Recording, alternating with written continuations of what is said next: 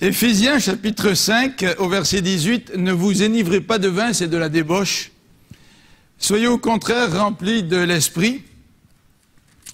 Entretenez-vous par des psaumes, par des hymnes et par des cantiques spirituels, chantant et célébrant de tout votre cœur les louanges du Seigneur. Rendez continuellement grâce à Dieu le Père pour toutes choses, au nom de notre Seigneur Jésus-Christ, vous soumettant les uns aux autres dans la crainte de Christ. » Seigneur, que tu puisses bénir ta parole ce matin à notre cœur et que tu puisses véritablement nous toucher, Seigneur, afin que nous aussi, nous puissions être remplis de l'Esprit. Amen. Donc évidemment, le thème ce matin, il est évident, et il ressort de ces quelques versets.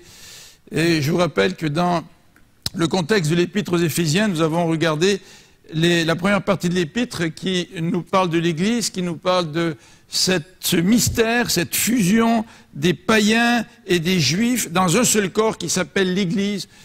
Et par la suite, l'apôtre Paul va débuter une partie pratique, la deuxième partie de son épître, dans laquelle il veut nous encourager à vivre en étant des imitateurs de Dieu, des imitateurs de Christ.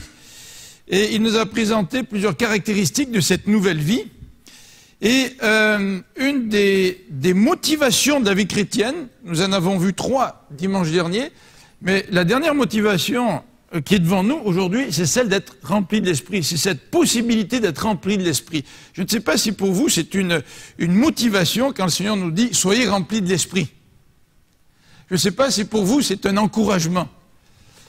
C'est une expression très très brève, « Soyez remplis de l'Esprit », mais qui peut nous laisser un petit peu perplexes. Qu'est-ce que ça veut dire être rempli de l'Esprit ? Bien, c'est ce que nous allons rapidement voir, mais auparavant, nous regarderons ce que être rempli de l'Esprit ne signifie pas. Vous savez qu'aujourd'hui, on parle beaucoup d'être rempli de l'Esprit, puis on regarde les différents milieux évangéliques autour de nous, différents chrétiens, puis nous sommes un petit peu confus quant à la signification de ce verset et de cette expression. Donc nous allons commencer en soulignant ce que rempli de l'Esprit n'est pas. Ensuite, nous allons regarder ce que ça veut dire, et ensuite, nous allons regarder ses manifestations. Et la manifestation, ou les manifestations, lorsque quelqu'un est rempli de l'Esprit, sont une démonstration de cette réalité-là. Et ça peut nous aider de savoir quelles sont les manifestations de ce privilège que nous avons de pouvoir être remplis de l'Esprit. Alors tout d'abord, ce que l'expression « être rempli de l'Esprit » ne veut pas dire. Et l'apôtre dit au verset 18, « Ne vous enivrez pas de vin, c'est de la débauche ». Et il le contraste avec la deuxième partie du verset en nous disant « Soyez au contraire remplis de l'Esprit ». Alors, étant donné le temps qui est devant nous, je vais aller un petit peu plus vite, en particulier dans les références bibliques. Mais déjà dans l'Ancien Testament, la parole de Dieu nous présente les dangers de celui qui est ivre, celui qui est rempli de vin. Et je vous invite à lire les passages, il y a plusieurs passages dans le livre des Proverbes, en particulier ce que nous avons à l'écran dans Proverbe 23, au verset 20 à 35. Et dans ce contexte où il est question de cet encouragement à ne pas être contrôlé par le vin, en plein milieu se trouvent des encouragements sur l'exhortation. Fais attention à la femme étrangère, fais attention à la débauche. Et le lien entre l'ivresse et la débauche, il est très facile à faire. Alors, je n'élaborerai pas davantage là-dessus, mais rappelons-nous aussi que dans le Nouveau Testament, nous avons quelques indications sur ce que la parole de Dieu nous dit en rapport avec le vin et les dangers du vin. Vous savez que même lors du repas du Seigneur, dans 1 Corinthiens, il nous est dit que la manière dont les chrétiens célébraient le repas du Seigneur était indigne du Seigneur. Et l'apôtre Paul nous dit, c'est même la raison pour laquelle certains d'entre vous sont morts.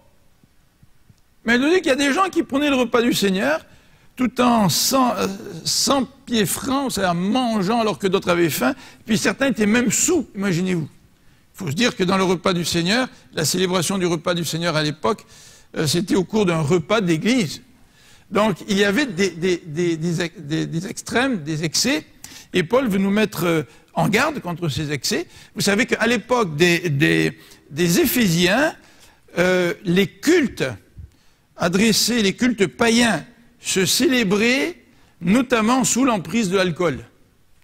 Et ce n'est pas pour rien que l'apôtre Paul ici met en opposition la première partie du verset, ne vous enivrez pas de vin, c'est de la débauche, et la deuxième partie du verset, soyez au contraire remplis de l'esprit.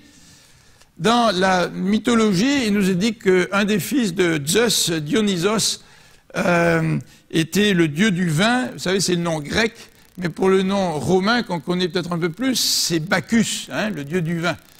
Et, dans les célébrations païennes, les gens participaient à toutes sortes d'orgies et le vin coulait à flot. Et dans le but de s'approcher de la divinité ou de pratiquer même la divination, les gens prenaient beaucoup de vin. Et ce n'est pas étonnant que l'alcoolisme était un problème même au temps de l'apôtre Paul et qu'il mette en garde les chrétiens. Dans votre vie passée, vous associez le culte à des divinités en prenant beaucoup de vin, même en vous enivrant. Mais ce n'est pas ça être rempli d'esprit, dit l'apôtre Paul. Ce n'est pas rentrer dans une sorte de transe qui est provoquée par de l'alcool ou par toutes sortes de produits qui changeraient la perception ou la perspective des gens, qui développeraient des sensibilités spirituelles. Non, ce n'est pas du tout ça. Ne soyez pas remplis de vin.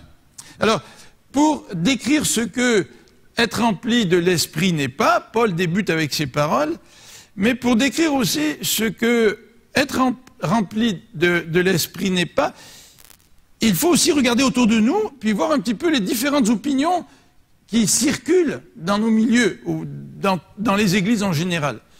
Et c'est pour ça que j'ai inclus cela dans ce plan, même si évidemment le texte devant nous ne nous présente pas toutes ces généralités-là.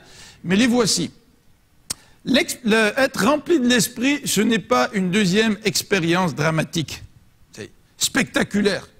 Tu deviens chrétien à un moment donné, puis là, au bout de quelque temps, tu vis une deuxième expérience particulière, et là, c'est l'expérience qui fait que maintenant, tu es rempli de l'esprit.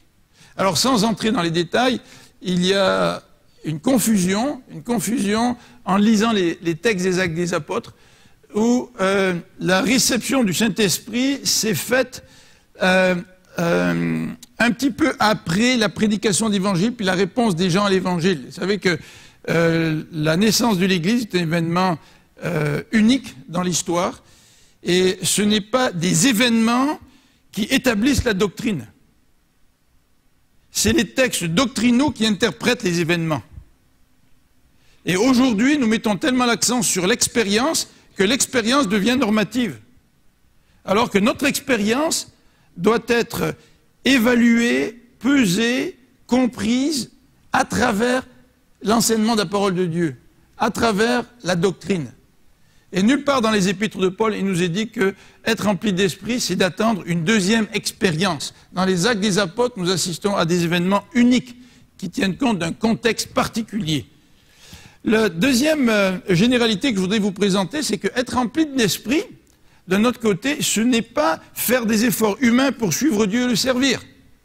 Tu sais, un petit peu comme disait Matthieu, il parlait de l'orgueil qui habite souvent les enfants de Dieu. Par orgueil, je peux vouloir servir Dieu. Et par orgueil, je peux prétendre être rempli de l'esprit. Parce que moi, je fais des efforts. Parce que moi, je fais des œuvres pour Dieu. Et mes œuvres sont une façon d'être rempli de l'esprit. Ce n'est pas cela. Être rempli de l'esprit, ce n'est pas non plus un processus. L'apôtre Paul ne dit pas débuter le processus de remplissage du Saint-Esprit, là. Non, non, tu es rempli de l'esprit ou tu n'es pas rempli de l'esprit. C'est ce que dit l'apôtre Paul dans ses textes doctrinaux. Il existe aussi des confusions en rapport avec cette expression, mais des confusions qui reflètent une mauvaise compréhension du rôle du Saint-Esprit. Et j'aimerais vous présenter 3 confusions en rapport avec le rôle du Saint-Esprit. La première, c'est celle-ci. C'est que être rempli de l'Esprit, ça ne veut pas dire que tu es habité du Saint-Esprit. La Bible nous dit que nous sommes habités du Saint-Esprit lorsque Dieu nous sauve. Mais avoir l'Esprit en nous, chaque chrétien a l'Esprit en nous. C'est parce que nous avons l'Esprit en nous que nous pouvons dire « Abba Père », nous dit Paul. Donc je peux être un tout petit bébé dans la foi, j'ai le Saint-Esprit en moi qui fait que je regarde à Dieu et je le considère comme mon Père. Mais ça ne veut pas dire pour autant que je suis rempli d'Esprit. Donc il faut éviter la confusion entre cette certitude que nous avons que le Saint-Esprit habite en nous et surtout ne pas faire l'équivalence automatique en disant « parce que le Saint-Esprit habite en moi, je suis rempli de l'Esprit ». Ce n'est pas nécessairement, malheureusement, pas le cas. Deuxième confusion en rapport avec le rôle du Saint-Esprit, c'est en rapport avec le baptême du Saint-Esprit. Nous sommes baptisés du Saint-Esprit lorsque nous recevons le Saint-Esprit, lorsque nous devenons chrétiens. Donc, le baptême du Saint-Esprit n'est pas identique à être rempli de l'Esprit.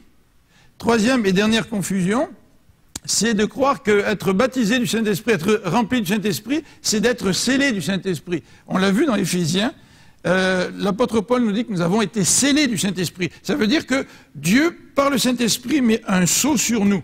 Un peu comme lorsque les cow-boys scellés avec leur sigle de leur ranch, ils imprimaient ça sur la peau du bétail.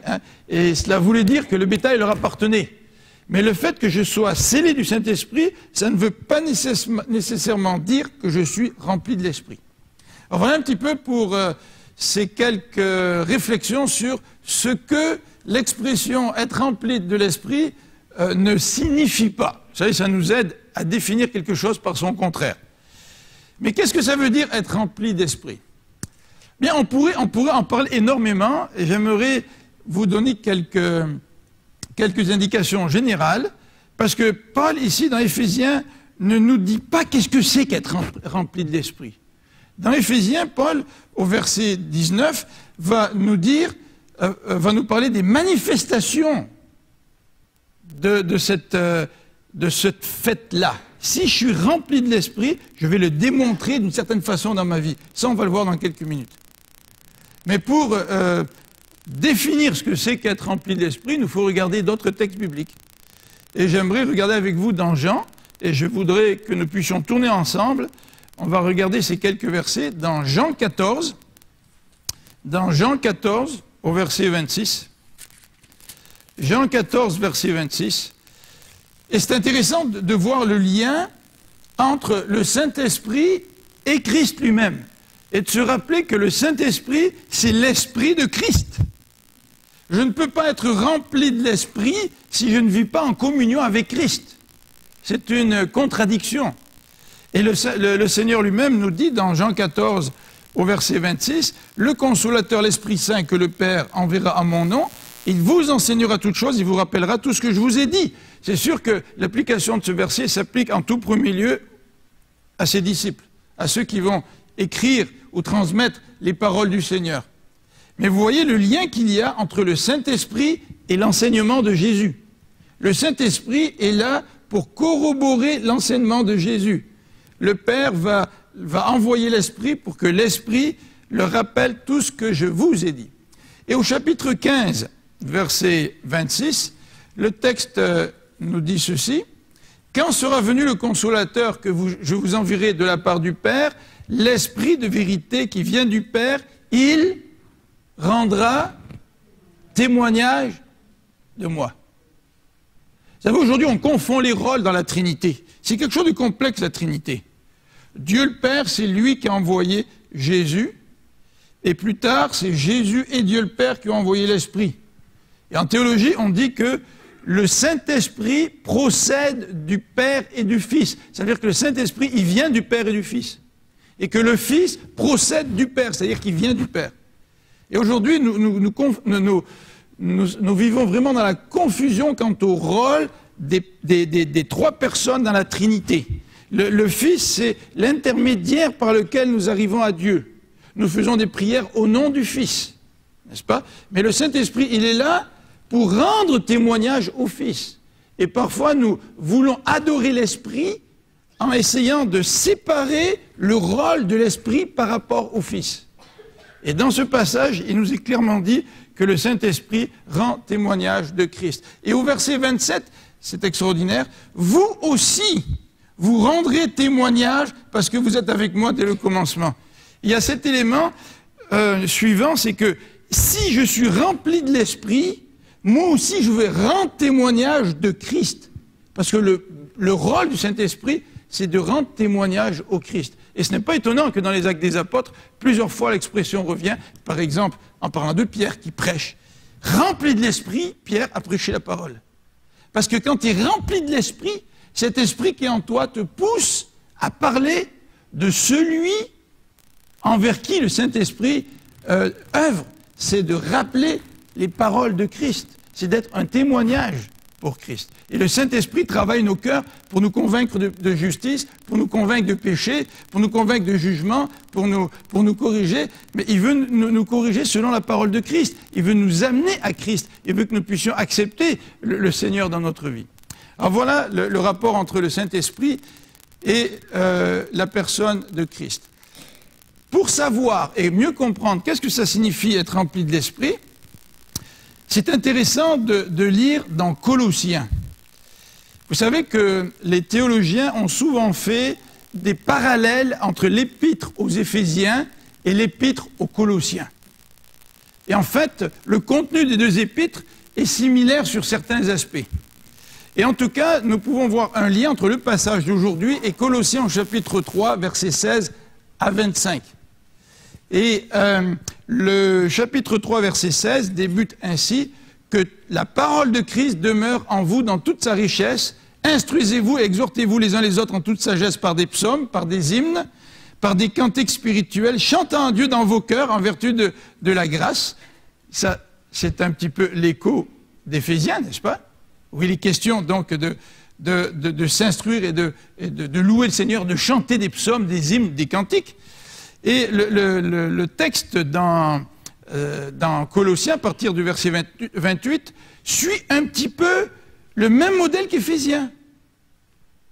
Il va nous parler des relations entre les femmes et les maris, entre les enfants et les parents, entre les maîtres et entre les serviteurs. C'est exactement la même démarche qu'Éphésiens. Si vous regardez dans Éphésiens, dans les versets qui vont suivre le passage que nous regardons aujourd'hui, eh bien, Paul va aborder cette question, la relation mari et femme. Au chapitre 6, verset 1er, l'obéissance des enfants envers les parents, et puis l'attitude des pères envers les enfants. Et ensuite, à partir du verset 5, il va nous parler de la relation entre les maîtres et les serviteurs. Le passage, donc, est parallèle. Et même si le texte de Colossiens ne nous dit pas « Soyez remplis de l'Esprit », le texte de Colossiens débute toute cette section qui est parallèle à Éphésiens par cette exhortation-là, que la parole de Christ demeure en vous dans toute sa richesse. Se pourrait-il qu'il y ait un lien dans l'esprit de Paul entre la parole de Christ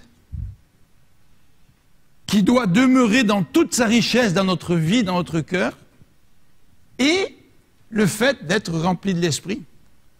En tout cas, nous venons de voir le rapport entre le Saint-Esprit puis l'Esprit de Christ. Et d'après l'enseignement de Jean, nous pourrions très facilement faire le lien en disant qu'être rempli de l'Esprit, c'est d'accorder à la parole de Dieu, la parole de Christ, la place qui lui est due. Tu ne peux pas être rempli de l'Esprit si tu n'es pas profondément ancré dans la parole de Dieu. Celui qui demeure en moi, celui qui demeure dans ma parole, dit le Seigneur, dans Jean 15 aussi. Donc, je ne peux pas être rempli de l'Esprit en dehors de l'enseignement du Christ, en dehors de la parole de Christ. Et c'est étonnant de voir des gens qui font référence à toutes sortes d'expériences spirituelles dans leur vie et qui associent cela à l'action du Saint-Esprit dans leur vie, mais qui vivent en contradiction directe avec la parole de Dieu. Surprenant. Dans Galates, au chapitre 5, l'apôtre Paul nous entretient de ce même thème, et l'expression qu'il utilise, ce n'est pas être rempli d'esprit, mais l'expression qu'il utilise, c'est marcher par l'esprit, puis il va introduire une nouvelle expression, le fruit de l'esprit.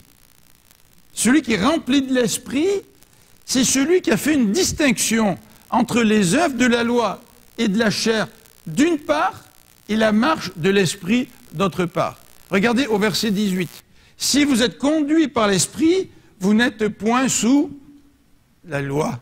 Et vous savez que dans le contexte de l'épître aux Galates, les judaïsants voulaient que les nouveaux chrétiens se mettent sous le joug de la loi. Ils voulaient que les nouveaux chrétiens observent la circoncision, les sabbats, s'abstiennent de nourriture, etc.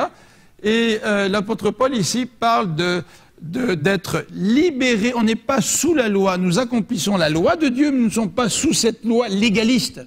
Mais par opposition, nous marchons par l'esprit. Et l'apôtre Paul va dire aussi dans ce passage que si tu veux marcher par l'esprit, eh bien tu n'accompliras pas les désirs de la chair. Et autant dans Galates que dans Éphésiens et dans d'autres passages des épîtres, l'apôtre Paul nous dit que ceux qui marchent dans la débauche, l'impureté, le dérèglement, l'idolâtrie, la magie, les rivalités, les querelles, les jalousies, les animosités, les disputes, les divisions, les sectes, l'envie, l'ivrognerie, les excès de table et les choses semblables, n'hériteront pas du royaume de Dieu. Donc l'apôtre Paul met en contraste les œuvres de la chair d'une part et de la loi avec le fait de marcher par l'esprit. Mais il va un peu plus loin. Il nous dit marcher par l'esprit, ça touche les relations interpersonnelles. Ça, on n'aime pas bien ça. C'est tellement facile dans notre milieu de prétendre suivre Dieu en n'ayant pas de bonnes relations avec les autres. Et à jouer un jeu. À jouer un jeu d'hommes et de femmes spirituels alors que nous n'avons pas de bonnes relations avec les autres. Regardez ce que dit Galates dans ce chapitre 5. Il nous parle des rapports avec les frères. Il nous dit au verset 15, « Si vous vous mordez et vous dévorez les uns les autres, prenez garde que vous ne soyez détruits les uns par les autres. » Et la conclusion de toute cette péricope, au verset 26, nous dit ceci, « Ne cherchons pas une vaine gloire en nous provoquant les uns les autres, en nous portant envie les uns aux autres. » Ça, ce n'est pas marcher par l'esprit. Et combien, parfois, dans nos milieux, nous nous jalousons les uns les autres pour différentes raisons. Nous nous provoquons les uns les autres par un comportement, par certaines paroles. Alors que marcher par l'esprit, c'est porter le fruit de l'esprit. Et vous connaissez le passage, verset 22, qui nous dit le fruit de l'esprit, c'est l'amour, la bienveillance. Alors, c'est pas des concepts abstraits, ça. C'est l'amour envers toi. C'est l'amour, toi envers moi. C'est moi envers toi. C'est pratique, l'amour.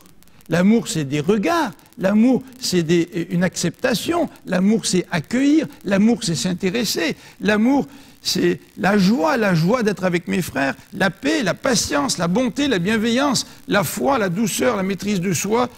Et tous ceux qui sont à Jésus-Christ ont crucifié la chair et ses passions. Ça s'est fait, ça, à la conversion. Et ses désirs. Et maintenant, puisque nous marchons par l'Esprit, maintenant, parce que le Saint-Esprit est en nous, maintenant, parce qu'il habite en nous, bien, soyons motivés par la réalité de l'Esprit en nous, marcher selon l'Esprit. C'est logique de marcher selon l'Esprit, puisque tu as reçu le Saint-Esprit et qu'il habite en toi. C'est logique de vouloir produire ce fruit, et la présence de l'Esprit en nous devrait être une motivation à refléter le fruit de l'Esprit dans notre vie. Alors j'aimerais finir avec cette dernière section dans Éphésiens, si on retourne dans notre texte d'Éphésiens, Éphésiens qui va nous présenter les manifestations de quelqu'un qui est rempli de l'Esprit. Est-ce que tu es rempli de l'Esprit? Alors certainement qu'il y a d'autres manifestations que celles décrites dans notre texte d'Éphésiens, mais on va se contenter de réfléchir quelques instants à ce que Paul nous dit dans Éphésiens. Regardez tout d'abord ce qu'il nous dit au verset 19. Dans nos Bibles, nous avons un impératif. Entretenez-vous. Puis on a l'impression qu'il y a un point après être rempli de l'Esprit, puis que Paul passe à un autre sujet. Vrai? Mais dans l'original, c'est pas ça. Dans l'original, c'est la même phrase. Et dans l'original, on pourrait traduire « Soyez au contraire remplis de l'Esprit en vous entretenant ». Ça veut dire que si tu es rempli de l'Esprit, tu vas t'entretenir, vous entretenir par des psaumes, par des hymnes et par des cantiques. Donc ça veut dire que les chants et la célébration, c'est une manifestation de cette réalité lorsque quelqu'un et remplis de l'Esprit. Regardez ce que dit le texte. Entretenez-vous.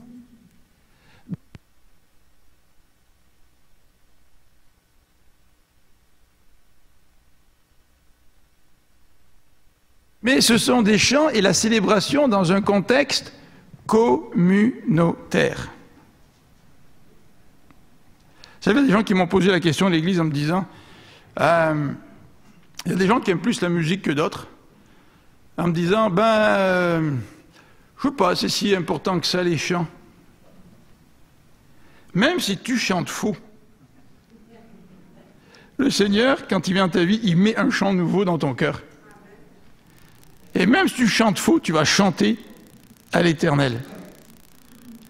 Bien sûr, si tu chantes faux, et surtout si tu chantes fort, et que tu te trouves dans ta place le dimanche matin, puis que tu as quelqu'un à côté de toi qui aime bien chanter, il va peut-être être tenté de dérailler, tu sais.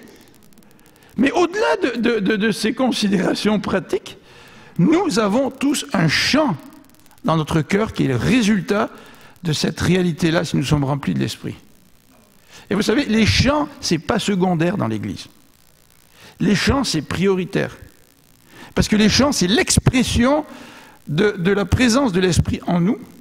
Et les chants dans une église, non seulement sont cela, mais nous préparent aussi à l'adoration. C'est pour ça que la période de chant qu'on a de 9h30 à 10h, permettez-moi de saisir l'occasion qui est tellement belle. C'est tellement important. Et j'aimerais nous encourager à participer pleinement dans cette période de chant. Vous savez, quand on commence les chants, puis que le conducteur de chant, j'ai demandé au conducteur de chant combien de temps ça leur prenait de préparer un programme, parce qu'ils préparent, ils choisissent des chants, ils préparent dans la prière, ils veulent transmettre quelque chose, ils veulent transmettre un message.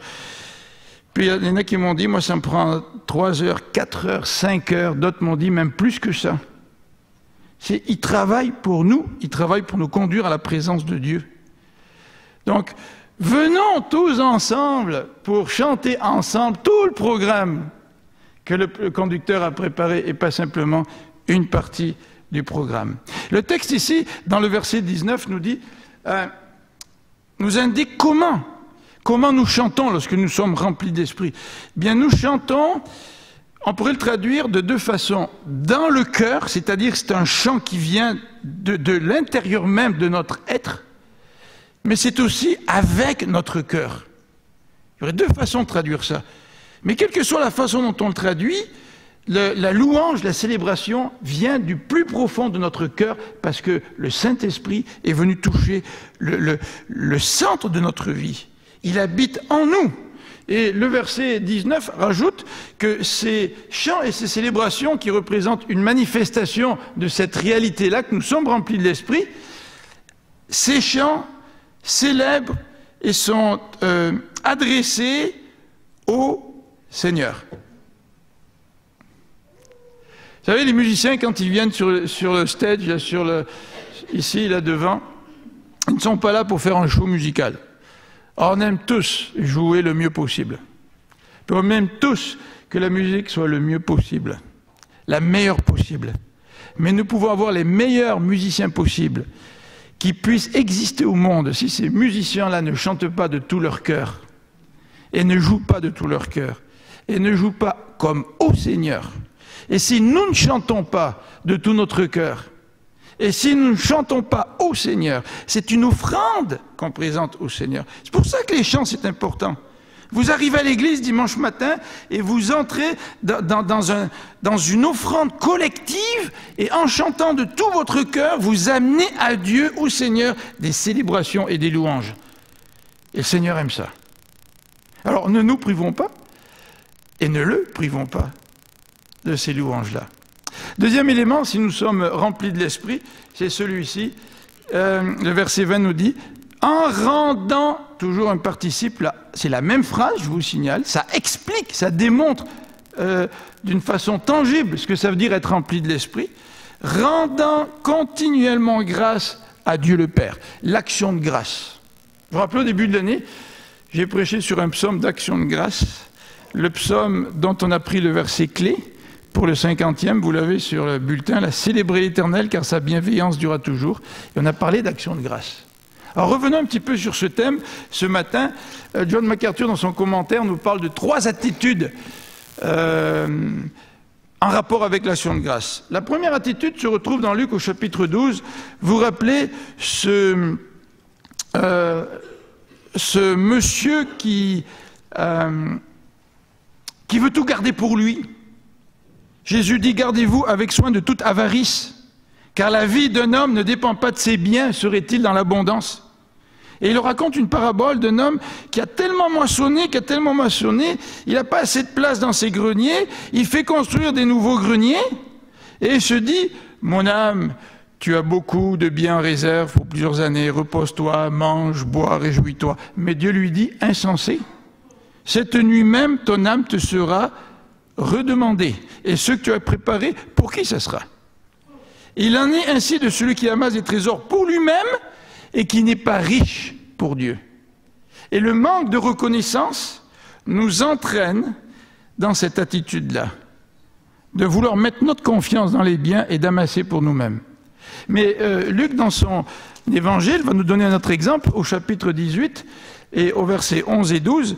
Il nous dit ceci en parlant d'une fausse action de grâce, d'une action de grâce hypocrite. 2 hommes montèrent au temple pour prier. L'un était pharisien et l'autre publicain. Le publicain debout priait ainsi en lui-même. « Ô Dieu, je te rends grâce que je ne suis pas comme le reste des hommes, qui sont ravisseurs, injustes, adultères, ou même comme ce publicain-là, lui qui ose venir prier. Tu sais. Oh Seigneur, moi je suis extrêmement reconnaissant envers toi parce que je ne suis pas comme lui. » Vous connaissez le reste de l'histoire. Qui est rentré justifié? Le publicain. Et non pas le pharisien. 3 attitudes. La troisième se retrouve dans Luc au chapitre 17, verset 16, lorsque Jésus rencontre ces 10 lépreux, vous vous rappelez? Puis les a guéris. Qui est revenu? Un seul lépreux est revenu exprimer sa reconnaissance envers le Seigneur. Est-ce que nous rendons grâce à Dieu? Et le texte nous dit,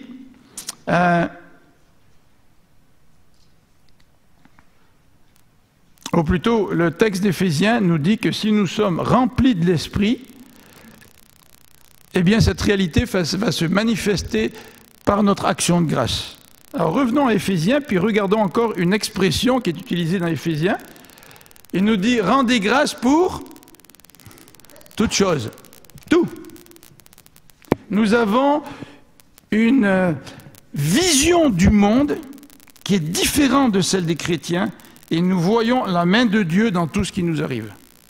Et c'est la raison que nous pouvons rendre grâce à Dieu pour toutes choses et nous le faisons au nom du Seigneur Jésus. Toutes choses. Qu'est-ce que nous excluons de l'action de grâce dans notre vie? Pour quels éléments nous ne sommes pas capables de faire monter vers Dieu des actions de grâce? Le Seigneur dit, pour toutes choses. Et j'aimerais terminer avec ces 3 éléments. Le texte nous dit aussi, rendez grâce à Dieu continuellement. Continuellement, ça veut dire toujours. Rendez grâce à Dieu pourquoi? Bien pour les bénédictions présentes.